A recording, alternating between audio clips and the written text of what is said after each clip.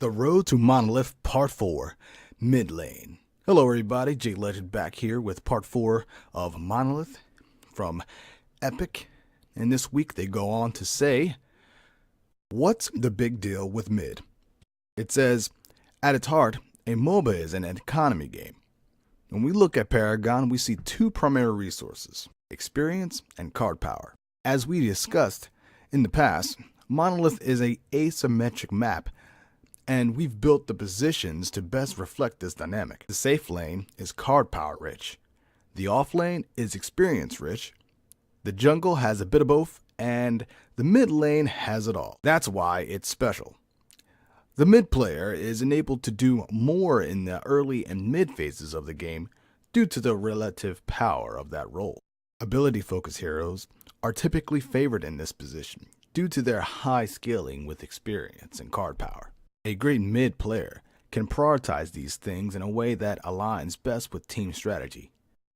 On Monolith, we've leaned on enabling the mid laner to ensure that the match is dynamic and never stagnant. Next, they go on and talking about the lane. It says this: a noticeable priority of mid lane is its location, the middle of the map.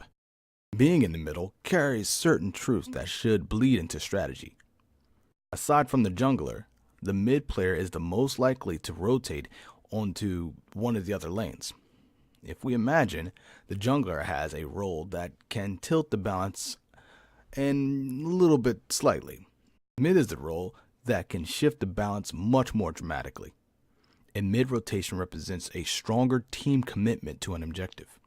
It could be to try and score a gank on the safe lane, or hunt down the jungler in their own territory. Maybe it's just to play defense and allow their team to farm up. It's up to you. It then goes on to say, a river runs through it. And it says this: as you probably noticed, we've added a river that cuts through the heart of Monolith. The river acts as a sunken road that splits the map, connecting players quickly to other lanes, both the jungles and the Orb Prime pit. The mid player will need to use the river to make quick, undetected rotations around the map. Teams will need to keep good vision in this area, as rotations from the mid lane are much harder to detect on Monolith. Be sure to keep those wards out.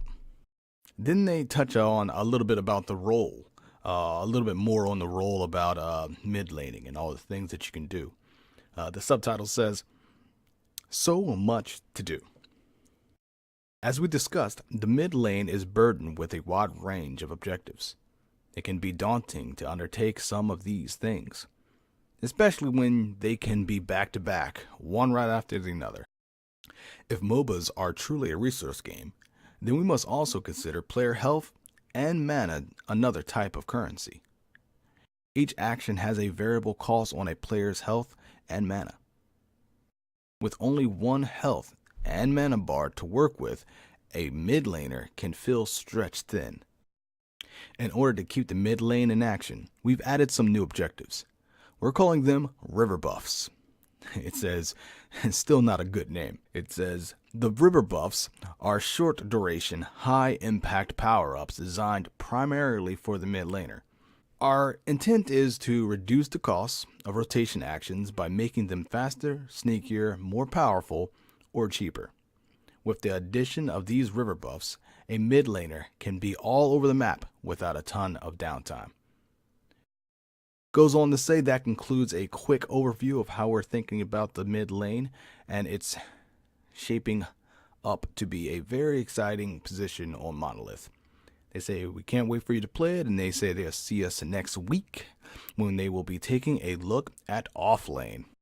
There you guys have it, the summary of this week's Road to Monolith, talking about the mid lane. Sorry about it being a little late, but I hope you guys enjoyed, and I'll see you in the next video.